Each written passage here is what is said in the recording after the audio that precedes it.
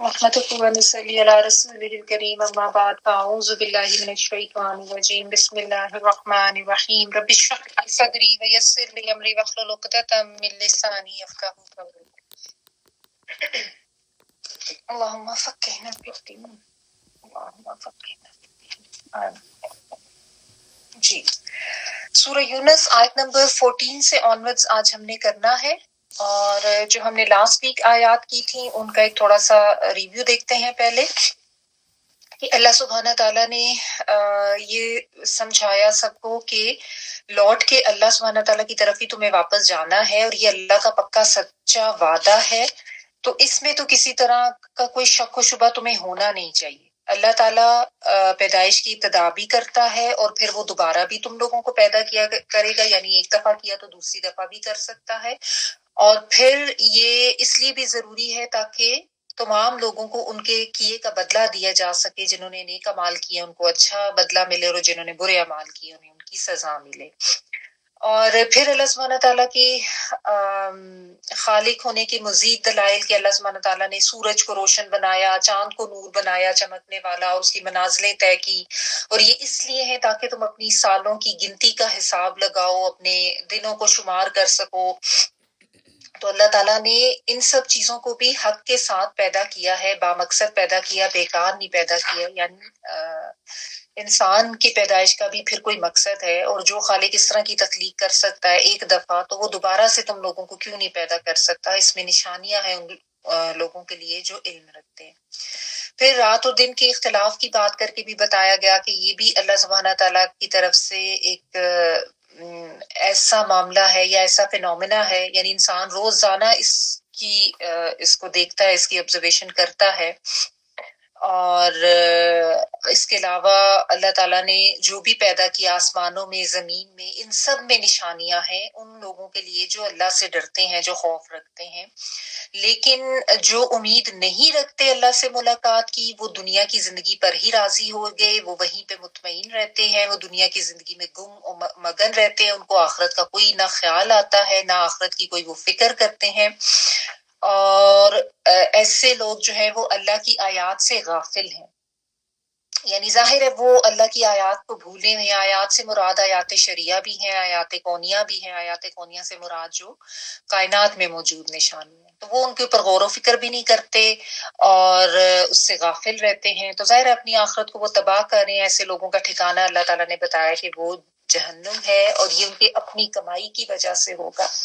لیکن جو لوگ ایمان لائے، جنہوں نے نیک عمل کیے، اللہ تعالیٰ انہیں ان کے ایمان کی وجہ سے سیدھے راستے کی ہدایت دیتا ہے۔ یہ بھی ایک بہت اہم بات تھی کہ ایمان لا کر عمل صالح کرنا انسان کے لیے ہدایت کا باعث بنتا ہے، جس سے یہ پتہ چلتا ہے کہ اس کا اپوزٹ اگر ہوگا کہ انسان کفر کرے گا، ایمان سے دور بھاگے گا، تو اس کے لیے پھر گمراہی کا راستہ جو ہے وہ آسان کر دیا جائے گا۔ اور پھر اس کے آگے جنت کا ذکر، چونکہ نیکوکار اور ان کی نیک جزا کی بات ہو رہی تھی کہ اللہ تعالیٰ ان کو ایسی جنتوں میں داخل کرے گا جس کے نیچے نہریں بہتی ہیں، اور جس میں ان کی پکار جو ہے وہ سبحانک اللہم ہوگی، اور دعائے خیر ان کی اس میں سلام ہوگی، ایک دوسرے کو دیکھیں گے سلام کہیں گے، اور جب اپنی محفل کا یا نشست کا اختتام ہوگا تو اس پہ ان کی آخری پکار جو ہے وہ الحمدللہ ہوگی، یعنی ہر وقت جو ہے اللہ تعالیٰ کی حمد و ثنا، اس کی تسبیح کرتے رہیں گے جنتی جو ہے وہ جنت میں۔ پھر اللہ سبحانہ تعالیٰ نے ایک اہم حقیقت انسان کے بارے میں بتائی کہ انسان جو ہے نا وہ بہت جلد باز ہے، جیسے خیر کے لیے جلدی چاہتا ہے ویسے شر کے لیے بھی جلدی چاہتا ہے۔ تو اگر اللہ تعالیٰ انسان کو شر بھی اسی طرح جلدی دے دے جیسے کہ وہ خیر مانگ رہا ہوتا ہے، تو پھر تو اس دنیا کی بقا ہی ناممکن ہو جاتی، یعنی انسان کے لیے ادھر ادھر ہی معاملہ فوراً سے ڈیسائیڈ ہو جاتا ہے۔ لیکن اللہ سبحانہ تعالیٰ کا طریقہ یہ نہیں ہے، اللہ تعالیٰ نے ایک وقت مقرر رکھا ہوا ہے،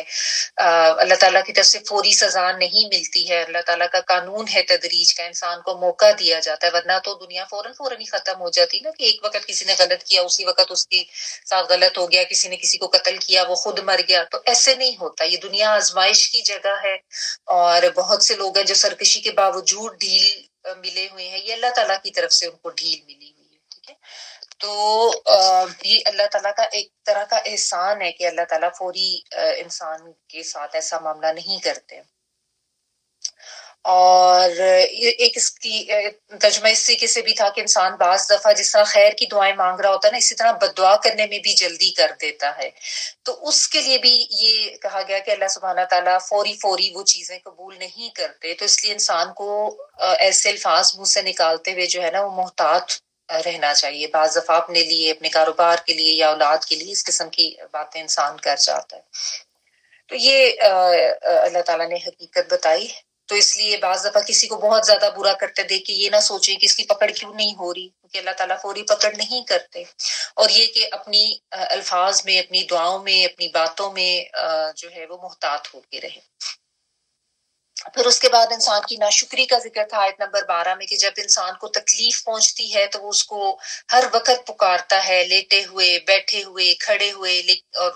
یعنی اس کو بہت اللہ کی یاد آتی ہے. لیکن جب اللہ سبحانہ تعالیٰ اسے تکلیف دور کرتے ہیں تو وہ بالکل ایسا ہو جاتا ہے جیسے کہ وہ کبھی اس نے اللہ تعالیٰ کو پکارا ہی نہیں تھا.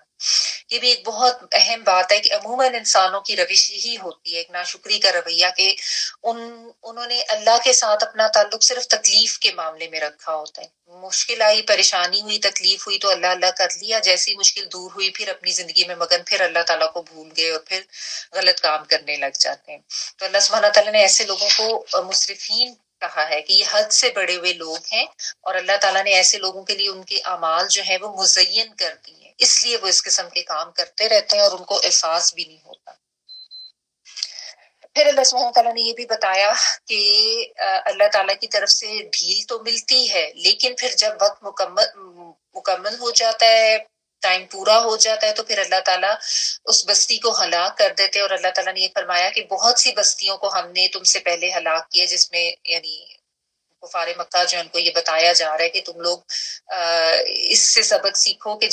جن قوموں نے بھی ظلم کیا تو ظلم چونکہ ہلاکت کا باعث بنتا ہے، تو اللہ تعالیٰ کی طرف سے جب ان کا ٹائم پورا ہو گیا تو ان قوموں کو جو مختلف زمانوں کی تھی ان قوموں کو ہلاک کر دیا گیا. حالانکہ ان کے پاس اللہ کے رسول آتے تھے، روشن دلائل آتے تھے، لیکن وہ ایمان نہیں لاتے تھے. تو جو لوگ اس طرح واضح ہدایت آنے کے باوجود، جبکہ ان کو دلائل بھی اور معجزات بھی سب دکھا دیے جائیں اور سب آیات ان پہ واضح کر دی جائیں، اس کے باوجود بھی وہ ہٹ درمی کا رویہ اختیار کریں، تو ایسے لوگوں کے لیے پھر اللہ سبحانہ تعالیٰ کی طرف سے ان کا وقت پورا ہو جانے پہ عذاب آتا ہے، اور اللہ تعالیٰ اسی طرح مجرم قوموں کو عذاب دیا کرتے ہیں. آگے دیکھیں آیت نمبر 14 پڑھی. ثم جعلناکم خلائف فی الارض من بعدہم لننظر کیف تعملون. پھر ہم نے تمہیں ان کے بعد زمین میں جانشین بنا دیا تاکہ ہم دیکھیں تم کیسے اعمال کرتے. ثم پھر، جعلناکم، جعل کا مطلب ہوتا ہے بنا دینا، اور نون الف نا ہم کے لیے آ رہا ہے، اور کم تم پلورل کے لیے آتا ہے، یو آل. ثم جعلناکم، پھر بنایا ہم نے تم سب کو. کیا بنایا؟ خلائف، خلیفہ کی جمع، خا لام اور فا. خلفن جو ہے نا یہ ورڈ پیچھے کے لیے آتا ہے نا، تو خلیفہ بھی یہی ہوتا ہے جو ایک انسان کے پیچھے پھر آتا ہے، یعنی ایک انسان چلا گیا، انسان کو بھی اسی لیے خلیفہ کہا گیا کہ ایک انسان جاتا ہے پھر اس کی جگہ پہ دوسرا آ جاتا ہے. تو جانشین، اردو میں ہم جانشین کہتے ہیں، ٹھیک ہے. خلائف فی الارض، جانشین زمین میں، فی میں کے لیے اور الارض زمین، من بعدہم ان کے بعد، کیونکہ ذکر ہلاک ہونے والی بستیوں کا تھا نا جو ہم نے پچھلی آیت پڑھی تھی، آیت نمبر 13، اس سے آپ اس کو ریلیٹ کریں. تو ہم سے مراد وہ ہلاک ہونے والے لوگ ہیں. لی ننظرا، تاکہ ہم دیکھیں، لام سے لی تاکہ کے لیے، فرسٹ نون جو ہے اس میں وہ ہم کے لیے ہے آتین والا، اور پھر نون زوئیں را جو ہے یہ اس کا روٹ ورڈ ہے، نظر دیکھنا. لی ننظرا، تاکہ ہم دیکھیں، کیفا حرف استفہام ہے، کس طرح، تعملون تم عمل کرتے ہو، تا تم آتین والا اور عین میم لام عمل کرنا، واو نون پلورل کی. تو اللہ سبحانہ تعالیٰ نے یہاں پہ ایک حقیقت بیان کی، اور اس میں ایک آپ تو ذہن میں یہی رکھیں کہ ظاہر ہے جو مکے کے کفار ہیں ان کو اول طور پہ تو مخاطب کیا جا رہا ہے، لیکن بات سب کو ہی بتائی جا رہی، ٹھیک ہے. ان کو بھی یہ بتایا جا رہا ہے، وارن کیا جا رہا ہے کہ تم سے پہلے جو بستیاں تھیں انہوں نے جب ظلم کیا تو ان کو ہلاک کر دیا گیا، تو یعنی تم اس طرح کے جرائم سے اور اس طرح کے ظلم سے باز آ جاؤ. اور ظلم سے مراد اللہ کے نبی کو جھٹلانا، اللہ کی آیات کو جھٹلانا، ایمان والوں پہ ظلم کرنا، یہ سب اس میں آ جاتا ہے نا. تو یہ اللہ سبحانہ تعالیٰ نے بتا کے کہا کہ ان کے پاس بھی رسول آتے تھے، روشن دلائل لاتے تھے، وہ ایمان نہیں لاتے تھے، تو اللہ تعالیٰ نے ان کو ہلاک کر دیا اور اس کے بعد پھر ان کی جگہ پہ دوسری قوموں کو آباد کر دیا. اور اسی لیے کیا تاکہ یہ دیکھا جائے کہ کون کس طرح کا عمل کرتا ہے. ٹھیک ہے، یعنی تم بھی اگر یہی ظلم کی روش اختیار کرو گے تو تمہارے ساتھ بھی یہی ہوگا، تمہاری بھی پکڑ ہوگی، اللہ کی طرف سے سزا آئے گی، عذاب آئے گا اور تم بھی چلے جاؤ گے اور اس کے بعد دوسرے لوگ آ جائیں گے. ٹھیک ہے، ویسے بھی آپ دیکھیں دنیا میں یہ تو ایک اللہ تعالیٰ کا نظام ہے نا، کوئی بھی اس دنیا میں ہمیشہ تو نہیں رہتا، لوگ آتے ہیں چلے جاتے ہیں. تو آپ جب سے دیکھیں، جب سے دنیا بنی ہے حضرت آدم علیہ السلام سے لے کر آج تک بڑے بڑے حکمران گزرے، بڑے بڑے طاقتور بادشاہ گزرے، بڑے بڑے خود پر زوم رکھنے والے، تکبر کرنے والے حکمران بھی آئے، بادشاہ بھی آئے. لیکن ہوا کیا، کچھ عرصے کی ان کی حکمرانی اور بادشاہت ہوتی ہے، اس کے بعد جانا تو پڑتا ہی ہے نا اس دنیا سے. آپ چاہے ان قوموں کے حالات دیکھ لیں جن کا ذکر ہمیں قرآن مجید میں ملتا ہے، اپنے ارد گرد کی جو قومیں کچھ عرصہ پہلے کی تھیں، برے صغیر پاک و ہند میں دیکھ لیں، پہلے راجے مہاراجے تھے، پھر اس کے بعد مغل حکمران وغیرہ، پھر اس کے بعد انگریز حکمران، اس کے بعد آزادی مل گئی، علیحدہ سے ایک ملک بن گیا پاکستان، تو اس میں بھی آپ دیکھیں مختلف حکمران آتے رہے. لیکن باقی کون رہتا ہے؟ کوئی بھی باقی نہیں رہتا. یہ تو تاریخ گواہ ہے نا، نہ کوئی فرد باقی رہتے ہیں، نہ قومیں باقی رہتی ہیں. ہر ایک کا اللہ تعالیٰ نے بس ٹائم رکھا ہوا ہے، جس کی جتنی عمر ہے وہ گزار کے چلا جاتا ہے. کسی کی کم ہے، کسی کی زیادہ ہے، کسی کا حکومت کا عرصہ کم ہوتا ہے، کسی کا زیادہ ہوتا ہے، لیکن جانا تو ہوتا ہی. یہ تو اصل میں اللہ سبحانہ تعالیٰ ہر ایک کو مہلت دے کر یہ دیکھ رہے ہوتے ہیں. کئی فتعملون، آیت کا اختتام جن الفاظ پہ ہو رہا نا اس پہ غور کریں. کئی فتعملون، دیکھا یہ جا رہا ہے کہ تم کیسے عمل کرتے ہو. یعنی ہر انسان کا امتحان ہو رہا ہے، یہ دنیا تو ہے ہی جائے امتحان. تو دیکھا یہ جا رہا ہے کہ کسی کو حکمرانی ملتی ہے تو وہ کیا کرتا ہے، وہ لوگوں کے اوپر رحم کرتا ہے یا لوگوں کے اوپر ظلم کرتا ہے. وہ اپنی جو ذمہ داریاں ہیں ان کو صحیح طریقے سے نبھاتا ہے یا وہ کوئی لالچ میں پڑ کے کمائیاں کرنے لگ جاتا ہے، اور یا وہ بالکل ہی طاقت کے نشے میں چور ہو کے سب کو حقیر سمجھنا شروع کر دیتا ہے. کیا وہ لوگوں کو کوئی خیر خواہی کرتا ہے یا بالکل ہی خود غرضی کی زندگی گزار دیتا ہے. کیا وہ حکمرانی یا بادشاہت مل جانے کے باوجود اللہ کی اطاعت کرتا ہے یا نافرمانی کرنے لگ جاتا ہے. اور کیا اگر کسی کے اوپر خوشحالی نہیں ہے، اس کے اوپر کوئی برا وقت ہے، تو ایسے میں وہ انسان کیا کرتا ہے، کیا وہ صبر و شکر کرتا ہے یا واویلا کرنا شروع کر دیتا ہے. تو یہ تو جس طرح سورۃ الملک میں اللہ تعالیٰ فرماتے ہیں خلق الموت والحیات لیبلوکم ایکم احسن عملا، کہ اللہ تعالیٰ نے زندگی موت بنائی ہی اسی لیے کہ یہ دیکھا جائے کہ تم میں سے اچھے اعمال کون کرتا ہے. تو اس دنیا میں تو امتحان ہی ہے انسان. ٹھیک ہے نا. تو اب ہر ایک کا امتحان ہو رہا ہے، اور یہی دنیا کا ایک طریقہ یا ایک نظام اللہ تعالیٰ نے رکھا ہوا ہے کہ لوگ آتے ہیں چلے جاتے ہیں. اب آپ اگر دیکھیں مطلب ہمارے نانا دادا جو بھی ہمارے آباء و اجداد تھے ان تک چلے جائیں، ان سے تھوڑا پیچھے چلے جائیں،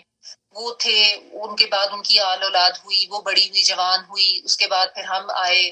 بڑے ہوئے جوان ہوئے، پھر آگے ہمارے بچے، پھر ان کے بچے، یہ سب کچھ ہوتا رہتا ہے نا، اسی طرح سے چلتا رہتا ہے. ہم اپنی چیزوں کے بارے میں کتنا ٹچی ہوتے ہیں، اور کتنا میں میرا تیرا، بہن بھائی جب ہوتے ہیں ایک گھر میں اپنی شادیوں سے پہلے تو اپنی چیزوں کی بھی اتنی فکر ہوتی ہے، اور اپنی الماری، میرے کپڑے، میرا کمرہ، میری چیزیں. اس کے بعد شادیاں ہو جاتی ہیں، وہی چیزیں پیچھے رہ جاتی ہیں، پھر اگلی زندگی کے جھمیلے، بچے ہو گئے، دوسری سوچیں، ساری پرائیورٹیز تبدیل ہو جاتی ہیں. تو زندگی اسی طرح چلتی رہتی ہے. پھر ان کے بچے بڑے ہوتے ہیں، وہ ان میں مگن ہو جاتے ہیں، جو ان کے والدین ہوتے ہیں وہ دنیا سے چلے جاتے ہیں. تو یہ تو ایک ایسا سائیکل ہے جو ہمیشہ سے اللہ سبحانہ تعالیٰ نے چلایا ہوا ہے اور چلتا جا رہا ہے. تو اصل میں یہ وارن کیا جا رہا ہے سب سے پہلے تو ان منکرین کو اور ان کافروں کو جو تنگ کرتے تھے اہل ایمان کو, نبی صلی اللہ علیہ وسلم کو بھی نہیں مانتے تھے, تو ان کو یہ کہا جا رہا ہے کہ تمہارا بھی یہ دور ختم ہو جائے, اور یہ نہ تم سمجھو کہ تم اس زوم میں نہ رہو کہ یہ تمہاری جو سرداریاں ہیں ہمیشہ رہیں گی, تمہارا مال و دولت ہمیشہ رہے گا, اور تم اسی طرح لوگوں پہ ظلم کرتے رہو گے, سب کچھ ختم ہو جائے گا. اور عام لوگوں کو بھی اس میں سمجھایا جا رہا ہے کہ کوئی انسان کوئی طاقت یا مرتبہ یا کوئی مقام مل جانے پر یہ زوم نہ رکھے کہ میں تو ہمیشہ ہی حکمران رہوں گا, اپنی حکمرانی کا نشہ, اپنے عہدے کا نشہ, اور اس میں ظلم کرنا, اپنی طاقت کا نشہ, اور اپنے مرتبے کا کہ شاید یہ ایسے ہی رہے گا ہمیشہ. سب کچھ فانی ہے, سب کچھ فانی ہے. کچھ بھی اس دنیا میں جو ہے وہ باقی رہنے والا نہیں ہے. مال, دولت, صحت, تندرستی, آل اولاد, گھر بار, بچے, گاڑیاں, سب جو ہیں یہ بالکل ٹیمپریری ہے. تو یہ اصل میں انسان چونکہ ان میں مگن اتنا ہو جاتا ہے نا, گم اتنا ہو جاتا ہے, اور ان چیزوں سے آگے جا کے چونکہ سوچتا نہیں ہے, آخرت کی سوچ ہی اپنے اوپر نہیں آنے دیتا. بہت سے آپ دیکھیں مسلمان بھی تو ایسے نا جن کو پتہ ہے آخرت آنی ہے لیکن بھول کے بیٹھے ہوئے ہیں. وہ سمجھتے ہیں کہ شاید ہمیں طاقت مل گئی ہے, کوئی رتبہ مل گیا ہے, کوئی عہدہ مل گیا ہے, تو بس اب ہم تو سب کے اوپر حاکم ہو گیا, ہمارا جو دل کرے وہ ہم کرتے رہے. ہمارے ملک میں بہت سے ایسے حکمران آپ دیکھیں آج جن کے پاس طاقت ہے, وہ اپنے آپ کو بالکل فرعون ہی بنے ہوئے اپنے آپ میں, اور وہ ان کو لگتا ہے کہ ان کے لیے کسی قانون کی پابندی کرنا بھی جائز لازم نہیں ہے, اور ان کے لیے جس طریقے کا ظلم وہ چاہیں وہ کر سکتے ہیں. نہ کوئی چار دیواری کا پاس رہا ہے, نہ کوئی لا اینڈ آرڈر کو فالو کرنا وہ ضروری سمجھتے ہیں. جس کے گھر میں چاہے گھس جائیں, جس کے اوپر چاہے ظلم کریں. تو یہ فرعونیت جو ہے یہ اسی وجہ سے آتی ہے نا, جب انسان اس طریقے سے گم جاتا ہے زندگی میں, اور وہ سمجھتا ہے کہ بس میرے پاس جو پاور آ گئی ہے, جو اقتدار آ گیا ہے, وہ تو کبھی اور تو کسی کے پاس ہے نہیں, تو اب میں جو چاہے کر لوں. تو یہ جو اس طرح کی آیات ہوتی ہے نا, یہ انسان کو اس کی اوقات یاد دلانے کے لیے ہوتی ہے, اور اس کو زندگی کی حقیقت بتانے کے لیے ہوتی ہے کہ جیسے تم سے پچھلی قومیں باقی نہیں رہی تھی, ایسے تم نے بھی باقی نہیں رہنا, تم نے بھی چلے جانا ہے, سب عارضی ہے. اور ایسے ہی آپ دیکھیں ہم اپنے ساتھ ایسے ہی فرعونوں کو جو اس طرح کی حکمران بن کے ظلم کر رہے ہوتے ہیں, ہم نے کتنے لوگوں کا انجام اپنی نظروں سے دیکھا ہے. تو یہ بات صرف یاد رکھنے کی, لننظر کیف تعملون, جو یہ آخری دو الفاظ ہے نا, 3 الفاظ کے, یہ دیکھا جا رہا ہے کہ تم کیسے اعمال کرتے ہو. تو اس میں یہ ہے کہ ہم سب اپنے اوپر نظر کریں کہ ہم کس طرح کے اعمال کر رہے ہیں, ہم کس طرح کی زندگی گزار رہے ہیں. کیا ہم بھی تو کسی طاقت کے نشے میں نہیں گم, کیا ہم بھی تو غفلت کا نہیں شکار ہو گئے, کیا ہم بھی تو دنیا میں بالکل مگن نہیں ہو گئے. اللہ تعالیٰ نے زندگی بھی دی, اولاد بھی دی, مال و دولت بھی دیا, اور ہم اولاد کی تربیت سے بھی غافل, اور اپنے آپ کو بھی ہدایت کی راہ پر لانے سے غافل, اور بس دنیا میں مگن, اور دنیا کے جھمیلے, اور یہاں کے انٹرسٹ, آج ادھر کھا لو, آج ادھر چلے جاؤ, ادھر گھوم لو پھر لو, اور بس یہی زندگی بنا رکھی ہے. ایسا تو نہیں ہے. تو یہ بس اپنے اوپر اور اپنے اعمال پر اور اپنی سوچوں پر نظر کرنے کے لیے ہے. اس میں بہت سبق کہ ہر انسان کی آزمائش ہو رہی ہے, ہر انسان کو دیکھا جا رہا ہے, جانچا جا رہا ہے, پرکھا جا رہا ہے. لننظر کیف تعملون, کہ تم کیا اعمال کرتے ہو. کسی کو دے کے اس کی آزمائش ہو رہی ہے, کسی سے لے کے اس کی آزمائش ہو رہی ہے. دونوں طرح کے حالات کی آزمائش ہوتے ہیں, لیکن بالعموم انسان کی غلطی یہ ہوتی ہے کہ وہ سمجھتا ہے کہ شاید صرف جب مشکل آئی ہے, تکلیف آئی ہے, یا کوئی بیماری آئی ہے, تو وہی امتحان ہے یا مشکل ہے. اور جب اس کی خوشحالی ہوتی ہے تو وہ اس کو امتحان سمجھتا ہی نہیں ہے. یہ بھی ایک بہت بڑا دھوکہ ہے زندگی کا. انسان جب خوشحالی کی زندگی گزارتا ہے تو اس کو یہ پتہ ہی نہیں ہوتا کہ یہ بھی آزمائش ہے, کہ اس کو دے کر بھی آزمایا جا رہا ہے کہ کیا اس کا رویہ شکر کا ہوتا ہے, کیا اس کا رویہ اللہ تعالیٰ کو یاد رکھنے والا ہوتا ہے, یا وہ خوشحالی میں اللہ کو بھولے رہتا ہے اور اللہ کی مخلوق کو بھی بھولے رہتا ہے. تو ہمیں اپنے رویوں کو اور اپنے اعمال کو چیک کرنے کی ضرورت ہے, کیونکہ ہر وقت ہمارے اوپر نظر ہے, ہر وقت ہمارا ایک ایک عمل جو ہے وہ لکھا جا رہا ہے, جانچا جا رہا ہے, اور پرکھ ہو رہی ہے, اور ان سب کے بارے میں ہمیں آگے جا کے جواب دینا. تو یہ یاد رکھیں, لننظر کیف تعملون, اللہ تعالیٰ دیکھ رہے ہیں کہ تم کیسے اعمال کرتے ہو. تو کوئی مشکل آ جانے پہ واویلا کرنے سے پہلے, کوئی خوشی مل جانے پہ آپ سے باہر ہو جانے سے پہلے یہ ضرور سوچ لیں کہ یہ بھی آزمائش ہے اور میرا رویہ بھی دیکھا جائے. وَإِذَا تُتْلَى عَلَيْهِمْ آيَاتُنَا بَيِّنَاتٍ قَالَ الَّذِينَ لَا يَرْجُونَ لِقَاءَنَا ائْتِ بِقُرْآنٍ غَيْرِ هَذَا أَوْ بَدِّلْهُ قُلْ مَا يَكُونُ لِي أَنْ أُبَدِّلَهُ مِنْ تِلْقَاءِ نَفْسِي إِنْ أَتَّبِعُ إِلَّا مَا يُوحَى إِلَيَّ إِنِّي أَخَافُ إِنْ عَصَيْتُ رَبِّي عَذَابَ يَوْمٍ عَظِيمٍ.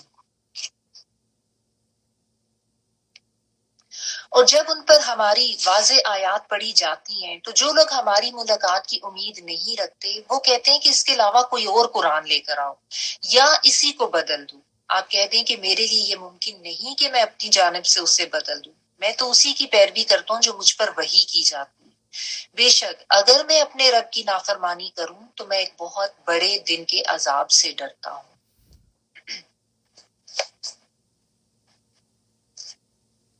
وَإِذَا اور جب تتلا پڑھی جاتی ہیں.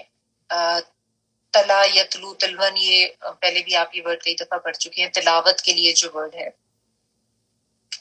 تالام واؤ یہ بیسیکلی پڑھنا ہوتا ہے لیکن پڑھنا ایسے پڑھنا کہ ساتھ ساتھ سمجھ بھی آ رہا ہو کہ آپ کیا پڑھ رہے ہیں. یعنی ہوتا ہے کسی کے پیچھے پیچھے بالکل کسی کے نقشے قدم پر چلنا. تو تلاوت کا ورڈ جو ہے نا یہ آسمانی کتب کے لیے بالخصوص ہوتا ہے. باقی عام کتب کے لیے قرات کا ورڈ ہوتا ہے. تو ہر تلاوت قرات تو ہوتی ہے لیکن ہر قرات جو ہے وہ تلاوت نہیں ہے. تو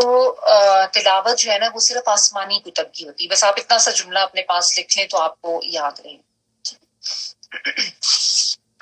بھارت تتلا پڑھی جاتی ہیں.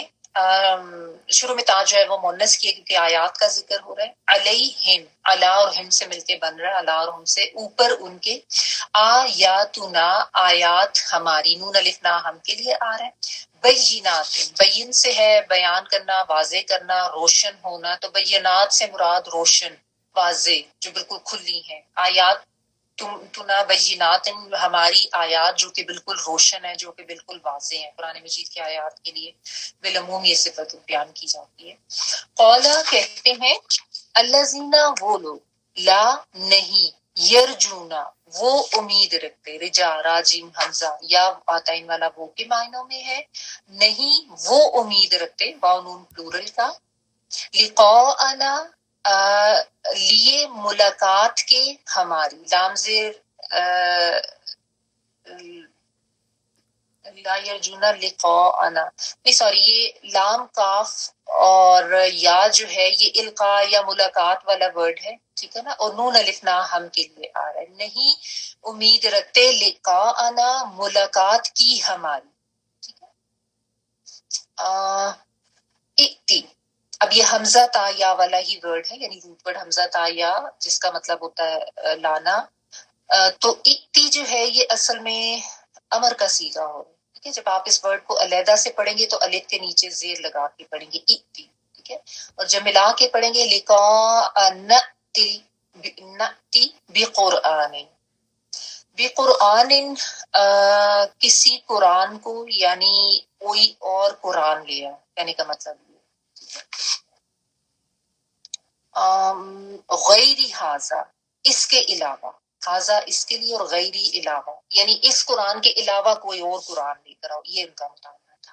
او یا دوسرا مطالبہ کیا تھا بدل ہو بدل ڈالو اس کو. ہو سے مراد وہی قرآن ہے یا اس کو بدل دو. قل کہہ دیجئے ماں نہیں ہے یکونو سوری ماں نہیں یہاں پہ ماں جو ہے وہ نہیں کے معنوں میں ہوگا اور یکونو وہ ہے. کانا یکونو ہونا ہے اور یا وہ کے معنوں میں. لی میرے لیے چھوٹی یہ جو ہے نا وہ میں کے لیے آتی ہے اور لام زیر لی میرے لیے. ماں یکونو لی نہیں ہے لیے میرے کیا نہیں ہے ان کے یعنی میرے لیے یہ جائز نہیں ہے. جائز کا ورڈ تو یہاں پہ نہیں ہے لیکن ترجمے میں اس طرح سے بننا ہے. نہیں جائز ہے میرے لیے کہ ابدلہ میں بدل دوں اس کو. ٹھیک ہے. الف پیش جو ہے وہ آتائن والا میں کے معنوں میں. با دال لام بدل دینا اور ہو اس کو. ہو سے مراد قرآن مجید. ما یکون لی ان ابدلہ، نہیں ہے میرے لیے یہ کہ میں بدل دوں اس کو، من تلقاء نفسی، اپنی طرف سے،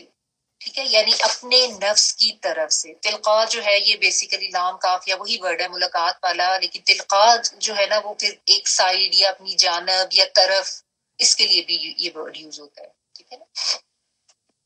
تو تلقائی نفسی، نفس اپنا نفس، اور چھوٹی ایج ہے وہ میں کے لیے، یعنی میں اپنی طرف سے اس کو بدل نہیں سکتا، اپنی جانب سے میں اس میں کوئی تبدیلی نہیں کر سکتا۔ ان اتبع الا، ان کا ترجمہ یہاں پہ نہیں ہو جائے گا، ویسے تو ان اگر کے لیے آتا ہے، آگے الا آ گیا، ترجمہ چینج ہو گیا، نہیں اتبع میں پیروی کرتا، الا مگر، ما یوحا اس کی جو یوحا وہی کیا جاتا ہے، الیہ طرف میرے۔ یوحا واو خا یا اس کا روٹ ورڈ ہے یا وہ کے معنی میں، اور یوحا جو وہی کیا جاتا ہے، الیہ جو ہے الہ اور چھوٹی اے سے مل کے بنا ہے، الہ کا مطلب طرف اور چھوٹو یہ میں کے لیے۔ نہیں میں ان اتبع الا ما یوحا الیہ، نہیں میں پیروی کرتا مگر اس کی جو وہی کیا جاتا ہے میری طرف، ٹھیک ہے۔ یہ نبی صلی اللہ علیہ وسلم آگے سے ان کو جواب دے رہے ہیں، یہ جواب بتایا جا رہا ہے۔ انی بے شک میں، اخافو میں خوف کھاتا ہوں، میں ڈرتا ہوں، ان اگر، عصیتو، عصیتو ہوتا ہے اسیان ہوتا ہے نا، یا معصیت نافرمانی کے لیے آتا ہے۔ عصیتو یہ جو پوری تے اور اوپر پیش ہے نا اینڈ پہ، یہ میں کے لیے آتا ہے۔ تو عصیتو نافرمانی کی میں نے، ان عصیتو اگر نافرمانی کی میں نے، ربی میرے رب کی، چھوٹی ہے میرے کے لیے، عذاب یوم عظیمی، عذاب کے، یومن ایک دن کے، عظیم بڑے، یعنی اگر میں نے رب کی نافرمانی کی تو میں یہ خوف رکھتا ہوں کہ ایک بڑے دن کا عذاب آ جائے۔ اب یہاں پہ جو ہے نا جو کفار مکہ کا آپ کہہ لیں ان کا جو کال یا ان کی بات یا ان کے جو مطالبہ تھا، اس کو یہاں پہ اللہ سبحانہ تعالیٰ نے ایڈریس کیا ہے، اور اس کا جواب نبی صلی اللہ علیہ وسلم کو سکھایا جا رہا ہے کہ وہ آپ صلی اللہ علیہ وسلم کو یہ کہتے تھے کہ اس قرآن کو بدل کے کوئی دوسرا لے کر، ٹھیک ہے۔ اصل میں ان کا جو ایک جو مفروضہ آپ کہہ لیں جو ان کا تھا نا، یعنی وہ جو یہ مطالبہ کہتے تھے وہ اس مفروضے پہ مبنی تھا کہ ان کو یہ لگتا تھا کہ نبی صلی اللہ علیہ وسلم جو کچھ پیش کر رہے ہیں نا، معاذ اللہ ثم معاذ اللہ، کہ وہ اللہ کی طرف سے تو ہے ہی نہیں، یہ تو ان کی اپنی کوئی بات ہے، اپنے دماغ کی کوئی تصنیف ہے، اور وہ خود سے اس کو لے کر آ کے تو ہمیں یہ کہتے ہیں کہ یہ اللہ کی طرف سے، ٹھیک ہے۔ وہ یعنی جیسا ہوتا ہے نا کہ اپنی بات میں کوئی وزن ڈالنے کے لیے بس یہ کہہ دیتے ہیں کہ یہ اللہ تعالیٰ کی طرف سے، تو اس لیے ان کو یہ کہتے تھے کہ تم اس قرآن کو بدل دو۔ کیوں؟ کیونکہ جو باتیں ان کو قرآن مجید میں بتائی جاتی تھی وہ یہ تھی کہ تم ایک اللہ کی عبادت کرو، تم آخرت کو مانو اور آخرت پہ اللہ کی پکڑ سے ڈرو۔ اس کے علاوہ دنیاوی معاملات میں ان کے اوپر بہت سی پابندیاں آتی تھیں، اخلاقی پابندیاں آتی تھیں، حرام حلال کی پابندیاں آتی تھیں، ٹھیک ہے نا۔ تو یہ چیزیں ان کو اپنے اوپر بہت مشکل لگتی تھی۔ ظاہر ہے اب اس سے تو ان کے سارے دنیاوی جو کاروبار تھے، جو معاملات تھے، جو ان کے طور طریقے تھے، وہ سارے ہی ان کے اوپر سب پہ ضرب پڑتی تھی اور سب کو ہی ان کو بدلنا پڑتا تھا۔ تو اس کو وہ چونکہ بدلنا نہیں چاہتے تھے اپنی زندگی کو، اور اس پہ ظاہر ہے وہ کسی قسم کی کوئی تبدیلی نہیں لانا چاہتے تھے، تو وہ کہتے تھے کہ اس قرآن کو بدل کے کوئی دوسرا لے کر آؤ۔ یعنی یہ کیسے ہو سکتا ہے کہ ہم اپنے ان بتوں کو چھوڑ دیں جن کو ہمیشہ سے ہمارے باپ دادا پر دادا سب ہمیشہ سے پوچھتے آئے ہیں، ہم نے تو ہمیشہ انہیں کو اپنا حاجت روا اور مشکل کشا اور خدا مانا ہے۔ اگرچہ وہ اللہ تعالیٰ کو بھی مانتے تھے، لیکن ظاہر ہے اس طریقے سے اللہ کی صفات میں وہ بہت زیادہ شرک کرتے تھے اور دیوی دیوتا بنا رکھے تھے، اور ان کو سمجھتے تھے کہ یہ ہمارے کام کرتے ہیں، اور یہ سفارشیں، اس طرح کے ان کے کانسیپٹس۔ تو وہ ان کو یہ بڑا مشکل لگتا تھا کہ ان ساروں کو چھوڑ کے ہم ایک اللہ کی کیسے عبادت کریں۔ پھر ان کو جب بتایا جاتا تھا کہ کاروبار کے یہ طریقے حرام ہے، یہ نہ کرو، وہ بھی ان کو صحیح نہیں لگتا تھا، اور اس طرح کے اور بھی ہر چیز جو ہے ظاہر ہے اس پہ چونکہ ان کو اپنی زندگی کا طریقہ کار بدلنا لگتا تھا، تو وہ اس سے وہ انکار کر دیتے، تو کہتے تھے کہ اس قرآن کو بدل کے، ٹھیک ہے، یا تو کوئی دوسرا قرآن لے آؤ، یا پھر وہ یہ کہتے تھے کہ اچھا اگر یہی تم نے قرآن رکھنا ہے تو اس میں تبدیلی کرو، یعنی جو حکم، جو احکامات ان کو اپنے لیے مشکل لگتے تھے وہ کہتے تھے ان کو بدل دو۔ تاکہ ہمیں تم یہ نہ کہو کہ ہم اپنے بتوں کو چھوڑ دیں، اور یعنی جس طرح کہتے ہیں نا کہ ایک اتنی لچک پیدا کر لو کہ ہمارے تمہارے درمیان کوئی مصالحت ہو جائے، کچھ ہم تمہاری مان لے، کچھ تم ہماری مان لو۔ ان میں سے بعض لوگوں نے اس طرح کا بھی مطالبہ کیا تھا کہ 1 سال تم ہمارے بتوں کی پوجا کر لو، 1 سال ہم تمہارے رب کو مان لیں گے۔ معاذ اللہ، اس طرح کی بھی پیشکش لے کے نبی صلی اللہ علیہ وآلہ وسلم کے پاس آتے کہ یعنی تمہارا جو توحید کا عقیدہ ہے اس میں ہمارے لیے کچھ شرک کی گنجائش نکل آئے،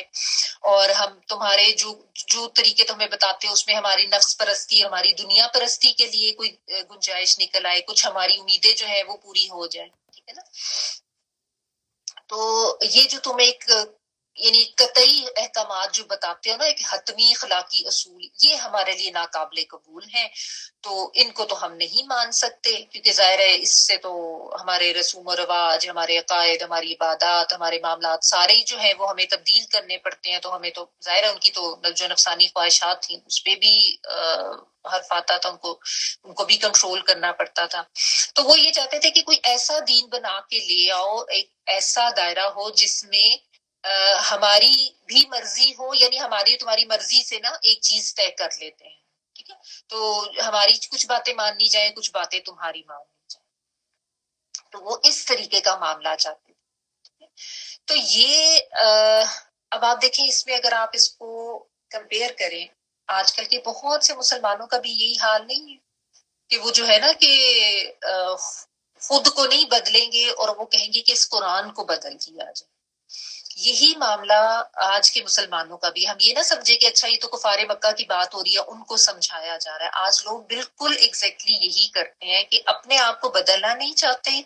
تو جو قرآن کے احکامات مشکل لگ رہے ہوتے ہیں، جس میں ان کو قربانیاں دینی ہوتی ہیں، یا جس میں ان کو کوئی اپنی خواہشات پہ قابو کرنا پڑ رہا ہوتا ہے، تو اس میں پھر وہ راہیں نکالنا شروع کر دیتے ہیں، گنجائشیں ڈھونڈنا شروع کر دیتے ہیں، اور اس کے اوپر پھر تعویلات کرتے ہیں کہ تو اس دور کے لیے تھا، آج کل میں اس کو اس طریقے سے لیا جائے گا، آج کل تو یہ بھی کرنا پڑتا ہے اور وہ بھی کرنا پڑتا ہے۔ اس طرح کی بہت سی چیزیں کہہ کے آپ دیکھ لیں نا، آج کل تو بہت سے معاملات کو لوگوں نے، سود کو بھی حلال کر لیا ہوا ہے، حرام کاموں کو بھی حلال کر لیا ہوا ہے، کسی نے شراب کے پینے کو بھی اپنے اوپر جو ہے وہ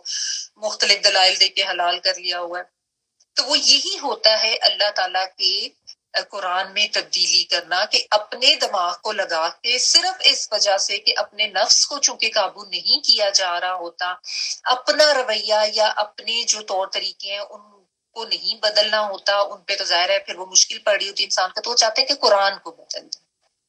یعنی اس کو ہماری مرضی کے مطابق کر۔ تو یہ یہاں پہ ایک بات جو نبی صلی اللہ علیہ وآلہ وسلم کو بتائی گئی کہ آپ ان کو یہ بتا دیں کہ میں اپنی طرف سے اس قرآن کو بدلنے پر قادر ہوں ہی نہیں، میرا کام تو صرف اتنا ہے کہ جو وہی میری طرف کی جاتی ہے اللہ سبحانہ تعالیٰ کی طرف سے، جو احکامات، جو آیات، وہ میں ایز اٹ از تمہیں پہنچا دیتا ہوں، ٹھیک ہے، میں اپنی طرف سے اس میں کوئی تبدیلی نہیں کر سکتا، تو تمہیں اس کو ایز اٹ از ہی لینا ہے، ٹھیک ہے۔ تو یہ ایک تو قرآن مجید کی صداقت کا بھی ثبوت ہے، اور قرآن مجید کا ایک مکمل کمپلیٹ کلام ہونے کا بھی ثبوت ہے کہ یہ ایز اٹ از جیسے اللہ سبحانہ تعالیٰ کی طرف سے نازل کیا گیا، نبی صلی اللہ علیہ وآلہ وسلم نے بالکل ویسے ہی ہمارے تک پہنچایا ہے۔ کیونکہ بعض لوگوں میں یہ بھی وہ بیکار کی باتیں ہیں نا کہ کچھ آیات یا کچھ کاغذات جو تھے، یعنی کچھ پیپرز، وہ شاید بکری کھا گئی تھی، معاذ اللہ عجیب قسم کے لوگ بات کرتے ہیں کہ یہ تو مکمل نہیں ہے قرآن، تو ایسا کچھ بھی نہیں ہے۔ نبی صلی اللہ علیہ وآلہ وسلم نے ایز اٹ از جو کچھ اللہ تعالیٰ کی طرف سے دیا گیا وہ ہمیں آگے پہنچایا ہے، اور اس سے ساتھ یہ بھی پتہ چلتا ہے کہ نبی صلی اللہ علیہ وآلہ وسلم خود بھی انہی احکامات کے پابند تھے۔ ان اتبع الا ما یوحی الی، میں بھی اسی کا پابند ہوں، میں بھی اسی کی پیروی کرتا ہوں جو کہ وہی میرے طرف کی جاتی ہے۔ یعنی ایسا نہیں ہے کہ نبی صلی اللہ علیہ وآلہ وسلم کے لیے احکامات جو تھے وہ کچھ اور تھے، یا ان کے لیے کوئی اس طرح کی آسانیاں تھی کہ وہ اگر چاہے تو وہ معاذ اللہ کچھ بھی حدود کو توڑ سکے، ایسا نہیں تھا۔ ہاں کچھ ایسے معاملات تھے جو آپ صلی اللہ علیہ وآلہ وسلم کے لیے خاص تھے، وہ اللہ کے انبیاء کے ساتھ معاملہ اس طرح کا خاص ہوتا ہے، جیسے آپ صلی اللہ علیہ وسلم کو زیادہ نکاح کی اجازت تھی، لیکن اس میں دیگر حکمتیں پوشیدہ تھی، لیکن ورنہ آپ صلی اللہ علیہ وسلم نے بھی آپ دیکھیں کہ تمام جو اللہ تعالیٰ کے احکامات تھے ان کے اوپر عمل کر کے دکھایا ہمیں، ہر چیز پہ کہ یہ سب کچھ جو ہے وہ قابل عمل ہے. کچھ بھی ایسا نہیں ہے جس کے اوپر ہم عمل نہ کر سکیں یا ہم یہ کہیں کہ یہ ایسا ہو نہیں سکتا. ٹھیک ہے. لیکن اس طرح کی جو باتیں ہیں نا کہ قرآن میں تبدیلی کر دو، قرآن کے احکامات میں تبدیلی کر دو، یہ صرف وہ لوگ کرتے ہیں جو اپنے نفس کے بندے بنے ہوئے ہوتے ہیں. ٹھیک ہے. اور یہ کون لوگ ہوتے ہیں؟ ان کے بارے میں اللہ سبحانہ تعالیٰ نے یہ بتا دیا کہ یہ وہ ہے لا یرجون لقاءنا بقرآن، لا یرجون لقاءنا، یہ وہ لوگ ہیں جو ہماری ملاقات کی امید نہیں رکھتے. یعنی جن کو آخرت کا انکار ہوتا ہے نا، یا جن کا یقین نہیں ہوتا آخرت پہ، یا جن کو پتہ تو ہوتا ہے کہ آخرت آنی ہے لیکن وہ اس سے غافل بیٹھے ہوتے ہیں، تو یہ ان لوگوں کا معاملہ ہوتا ہے. ظاہر ہے دیکھیں جس کو یہ یقین ہوگا کہ اللہ کے سامنے میں نے حاضر ہونا ہے اور میں نے اللہ کے سامنے جانا ہے اور میری پوچھ ہوگی، پکڑ ہوگی، وہ تو اس قسم کی بات کر ہی نہیں سکتا کہ اس قرآن کو بدلو یا اس کے احکامات میں کسی قسم کی تبدیلیاں نکالو. یہ معاملہ کن لوگوں کا ہو سکتا ہے؟ جن کو اللہ کا ڈر نہیں ہوتا، جن کو اللہ تعالیٰ کی پکڑ کی جو ہے وہ فکر نہیں ہوتی. اللہ تعالیٰ نے جو وجہ ہے نا وہ بھی ساتھ بیان کی ہے کہ یہ معاملہ کن لوگوں کا ہوتا ہے. یعنی ہم اگر ابھی کسی کو دیکھتے ہیں نا اور ہم کہتے ہیں کہ یہ ہے تو مسلمان ہے نام کو، لیکن یہ کیسے اس قسم کے معاملات کریں، تو ان کا معاملہ بھی یہی ہوتا ہے کہ جن کی نظر آخرت پر نہیں ہوتی یا جن کو آخرت کی کوئی فکر نہیں ہوتی، آخرت سے غافل ہوتے ہیں نا، ان کا یہ معاملہ ہوتا ہے کہ ان کو اگر سمجھایا بھی جائے نا کہ دیکھو یہ دین کا حکم نہیں ہے اور یا یہ اس کی طرف اللہ تعالیٰ کی طرف سے یہ پابندی ہے، یہ نہیں کرنا، تو وہ پھر اس کے بارے میں تعویلات کرتے ہیں، اس میں لوپ ہولز نکالنے کی کوشش کرتے ہیں، اپنے آسانی کے لیے راستے بنانے کی کوشش کرتے ہیں. اب ہم نے یہ نہیں کرنا کہ ہم کہیں یہ شاید صرف ان لوگوں کا معاملہ تھا، ہمارا نہیں ہے. ظاہر ہے قرآن تو رہتی دنیا تک سب کے لیے ہدایت ہے نا، تو ہم اپنے آپ کو چیک کریں کہ کہیں ایسا تو نہیں ہے کہ ہم نے بھی اپنی زندگیوں میں بہت سے قرآن کے احکامات جو ہیں ان سے ہٹنے کے لیے تعویلات ہم نے بھی ڈھونڈ کے نکال لی ہیں، اور ہم نے بھی یہ سمجھ لیا کہ اس میں چونکہ ہمارا نفس قابو نہیں ہو رہا ہوتا، چونکہ ہمیں ڈر آ رہا ہوتا ہے کبھی معاشرے کا، کبھی لوگوں کا، فلاں کیا کہے گا، فلاں کیا کہے گا، یا ہمیں ڈر آ رہا ہوتا ہے کہ ہمیں شاید کوئی ہمارا نقصان ہو جائے گا، تو اس وجہ سے ہم بھی یہی کہتے ہیں کہ اس قرآن کو بدل دو، ان احکامات میں تبدیلی کر دو. تو کہیں ہمارا بھی تو معاملہ ایسا نہیں ہے؟ کیونکہ یہ تو بہت کامن ہے نا. اور اس میں آپ دیکھیں جو دلیل اتنی خاص دی گئی کہ نبی صلی اللہ علیہ وآلہ وسلم کو بھی یہ اتھارٹی نہیں تھی کہ آپ کسی طرح سے ذرا سی بھی جو ہے اس کے اندر تبدیلی کر سکیں. آپ صلی اللہ علیہ وسلم کو جیسا جس طرح سے جو بتایا جاتا تھا آپ نے خود بھی اسی پہ عمل کرنا ہوتا تھا اور آگے جو ہے وہی پہنچانا ہوتا تھا. اور یہ نبی صلی اللہ علیہ وسلم نے بھی بتایا گیا ان کو کہ آپ ان کو کہیں بے شک میں ڈرتا ہوں کہ اگر میں نے نافرمانی کی تو اللہ تعالیٰ کی طرف سے جو بڑا دن ہے اس پہ پھر عذاب آئے گا. یعنی ظاہر انبیاء کی طرف سے تو ایسا کوئی معاملہ نہیں ہوتا تھا، وہ تو ایسا کوئی ان سے کسی غلطی یا ایسی کسی نافرمانی کا صدور تو ممکن نہیں. یہ صرف امت کو سمجھانے کے لیے ہے، لوگوں کو سمجھانے کے لیے ہے کہ اللہ تعالیٰ کا قانون سب کے لیے ہے. جو بھی اللہ کی نافرمانی کرے گا وہ اللہ تعالیٰ کی طرف سے پکڑ پائے گا، سزا پائے گا، اور اللہ تعالیٰ کا یہ قانون ہے تمام انسانوں کے لیے. تو یہ آپ صلی اللہ علیہ وسلم کو سمجھایا جا رہا ہے کہ ان کو بتاؤ، کیونکہ دیکھیں انبیاء تو اللہ کے چنے ہوئے لوگ ہوتے ہیں نا، وہ تو ایسا کوئی معاملہ کر نہیں سکتی. یہ صرف آپ صلی اللہ علیہ وسلم کو کہا جا رہا ہے کہ ان کو یہ سمجھا دو کہ اللہ کی نافرمانی سے اس یوم عظیم، یعنی یوم عظیم سے مراد آخرت کا دن ہے، اس میں تمہیں اللہ کی طرف سے عذاب ہوگا. تو میں تو ایسی کوئی نافرمانی نہیں کر سکتا، تو اگر یعنی اللہ کے انبیاء جو ہیں وہ نافرمانیاں نہیں کر سکتے تو تمہارے لیے نافرمانیاں کر کے جائز کیسے ہو سکتی ہیں، یا تم کیسے اللہ کی پکڑ سے بچ سکتے. تو اس میں سبق یہی ہے ہمارے لیے کہ اللہ تعالیٰ کی طرف سے یہ جو کتاب بھیجی گئی ہے نا، اس کو ہمیں پورا لینا ہے، ایز اٹ از لینا ہے. اس میں کوئی تبدیلی کی گنجائش نہیں ہے، اس میں کوئی ہم اپنی نفس کی آسانیاں نہ ڈھونڈیں. ہمیں اپنے آپ کو بدلنا ہے، ہم نے اس قرآن کو تبدیل کرنے کی کوشش نہیں کرنی. اس قرآن کے احکامات اگر ہمیں مشکل لگ رہے ہیں تو اس کو ماننے کے لیے ہمیں تعویلیں نہیں دینی ہے طرح طرح کی کہ ہم یہ کہیں کہ اچھا اس میں ایسے کر لیتے ہیں تو اب آج کل کے دور میں اس کو اس طریقے سے چینج کر لیتے ہیں. نہیں، جو حدود و قیود ہے ان کی تو پابندی کرنی. ٹھیک ہے نا. اور اس میں ونس اگین وہی بات آ جاتی ہے کہ نہ تو جو چیزیں حرام ہیں ان کو اپنے اوپر حلال کریں، اور وائس ورسا بھی جو چیزیں حلال ہیں ان کو بھی اپنے اوپر حرام نہ کر لیں۔ حدود و قیود کی پابندی میں دونوں چیزیں آ جاتی ہیں کیونکہ بعض لوگ جب بلا وجہ کی پابندیاں جو کہ دین میں نہیں ہے وہ جب لوگوں کو بتاتے ہیں نا، تو پھر اس سے لوگ بھاگنا شروع کر دیتے ہیں، اور پھر اس سے وہ کہتے ہیں کہ چھوڑو یہ تو بڑا مشکل ہے، یہ ہم نہیں کر سکتے نا۔ تو اس لیے بیلنس کا جو رویہ ہمیں بتایا گیا نا وہ رہنا چاہیے۔ تو ان آیات میں یہ بھی پتہ چلتا ہے کہ نبی صلی اللہ علیہ وآلہ وسلم حامل شریعت تو ہیں لیکن بانی شریعت نہیں ہے۔ بانی شریعت یعنی شریعت بنانے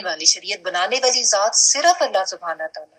آپ صلی اللہ علیہ وسلم بھی اس چیز کے پابند تھے کہ جو شریعت دی گئی ہے اسی کی پیروی کرنی ہے۔ تو اگر آپ صلی اللہ علیہ وسلم کے پاس اختیار نہیں تھا اس طریقے کی کوئی تبدیلیاں کرنے کا، تو آج مسلمانوں نے جو دین میں تبدیلیاں کر کر کے جو بدعات جاری کر دی ہیں دین میں، کتنی بدعات آج ہم لوگوں میں آ گئی ہیں۔ یہ جو اسپیشلی ربیع الاول کے مہینے میں جو میلاد اور پھر اس کو عید بنا لینا، اور اس پہ پھر جلسے جلوس نکل رہے ہیں اور نعتیں پڑھی جا رہی ہیں اور درود اور محفلیں سجائی جا رہی ہیں، اور یہ سمجھا جا رہا ہے کہ نبی صلی اللہ علیہ وسلم کی روح تشریف لاتی۔ یہ کہاں سے آ گئی یہ کانسیپٹ ہم لوگوں میں؟ صحابہ کرام سے تو ایسا کچھ بھی ثابت نہیں ہے۔ تو یہ سوچنے کی چیز ہے نا کہ نبی کے بارے میں یہ کہا جا رہا ہے کہ میں تو ما یکون لی ان ابدلہ من تلقاء نفسی، میں اپنی طرف سے اپنے نفس کی طرف سے کوئی تبدیلی اس میں نہیں کر سکتا۔ تو یہاں پہ ہم عام انسان جو نبی صلی اللہ علیہ وسلم کی پیروں کے خاک کے برابر بھی نہیں ہے، وہ اپنی طرف سے نئے نئے احکامات بھی نکال لیں گے، نئی نئی بدعات بھی نکال دیں گے، اور یہ چیزوں کو جو ہے وہ دین میں ایک ثواب کا حصہ سمجھ کے جائز قرار دے دیں گے اور جاری کر دیں گے۔ نبی صلی اللہ علیہ وسلم مکمل کر کے دین ہمیں دے کے گئے ہیں، مکمل طور پہ اس کے اوپر عمل پیرا ہو کے ہمیں دکھا کے گئے ہیں، اور اس کے بعد صحابہ کرام جو بہترین انسان تھے دنیا میں، جو بہترین فالوورز تھے نبی صلی اللہ علیہ وسلم کے، ان سے زیادہ نہ محبت تھی کسی کو، نہ ان سے زیادہ کوئی پیروی کا دعویٰ کر سکتا ہے۔ تو اگر انہوں نے ایسی کوئی بدعت یا ایسی کوئی ایجادات دین میں نہیں کی تو عام انسانوں کے پاس بھی ایسا کوئی حق نہیں ہے۔ اور پھر بدعات کے بارے میں جو یہ لوگ کہتے ہیں کہ کیا ہو گیا، ہم اکٹھے ہو کے نیکی کا کام ہی تو کر رہے ہیں نا، ہم نعتیں ہی تو پڑھ رہے ہیں، ہم یہی کر رہے ہیں۔ تو بات یہ بدعات جو ہے نا وہ کی ہی نیکی کی اور ثواب کی نیت سے جاتی ہیں، لیکن ہمیں دیکھنا یہی ہے کہ اگر اس کی کوئی اگزامپل نہیں ملتی، کوئی مثال نہیں ملتی نبی صلی اللہ علیہ وسلم کی زندگی سے یا صحابہ کرام کی زندگی سے، تو وہ دین کا حصہ نہیں ہے، وہ دین میں اضافے ہیں۔ اور اگر انبیاء کو نہیں تھا اختیار اللہ کے دین میں اضافے کا، تو عام انسانوں کو کیسے مل گیا، اور وہ چیزیں کیسے جائز ہوگی؟ آج آپ ہمارے ہاں دیکھیں کہ جب کسی گھر میں کوئی فوت ہو جاتا ہے تو کیسے کیسے معاملات کیے جاتے ہیں، اتنے قرآن پڑھا کے بخشوا لو، ابھی 40ویں کر لو، اور پھر ہر جمعراتیں کرو۔ یہ کہاں سے چیزیں ہمارے اندر آ گئی؟ جا کے چراغا کرو پتہ نہیں قبرستان میں، اور اتنے دن روح گھر پہ آتی رہتی ہے، پتہ نہیں کیا کیا ہم لوگوں نے کانسیپٹ بنا لیے ہیں، کیونکہ علم نہیں ہے نا دین کا۔ جب تک آپ علم نہیں حاصل کریں گے نا، جب تک اس قرآن کو سمجھ کے نہیں پڑھیں گے، کبھی بھی آپ جو ہے وہ اصل ہدایت پر نہیں ہو سکتے، کیونکہ اصل ہدایت کا منبع ذریعہ یہی قرآن ہے۔ اس کو اگر خالی عربی پڑھتے رہیں گے تو برکتیں تو پا لیں گے، ہدایت نہیں ملے گی۔ یا اگر اپنا رویہ یہ رکھیں گے کہ بس جو دین ہمارے باپ دادا نے اپنایا ہوا تھا ہم نے بھی وہی اپنانا ہے، چونکہ وہ یہ کرتے تھے کہ عید میلاد النبی منانا ہے، وہ ایک تیسری عید۔ اب ہمارے یہاں دیکھیں یہ چیز کتنی بڑھ گئی ہے کہ عید میلاد النبی اس کو ایک تیسری عید قرار دے دیا گیا، اور عام جو دو عیدیں ہیں، عید الاضحیٰ اور دوسری چھوٹی عید جو ہے، اس کے اوپر بھی لوگ میرے خیال میں اتنا خوشی کا اظہار نہیں کر رہے ہوتے جو کچھ عید میلاد النبی پہ ہمارے ہاں ہونے لگ گیا۔ اول تو یہ کہ کیا نبی صلی اللہ علیہ وآلہ وسلم کو اعوذ باللہ من ذالک بھول گیا تھا بتانا، معاذ اللہ ثم معاذ اللہ، کہ 3 عیدیں ہوتی تھی تو آپ صلی اللہ علیہ وسلم لوگوں کو صرف عید الفطر اور عید الاضحیٰ بتا کے چلے گئے؟ کیا ایسا ہو سکتا؟ ہم سوچ سکتے ہیں ایسا؟ کیا صحابہ کرام کو بھی نہیں پتا چلا تھا کہ وہ 3 عیدیں تھی تو ہم نے 2 کیوں کرنی؟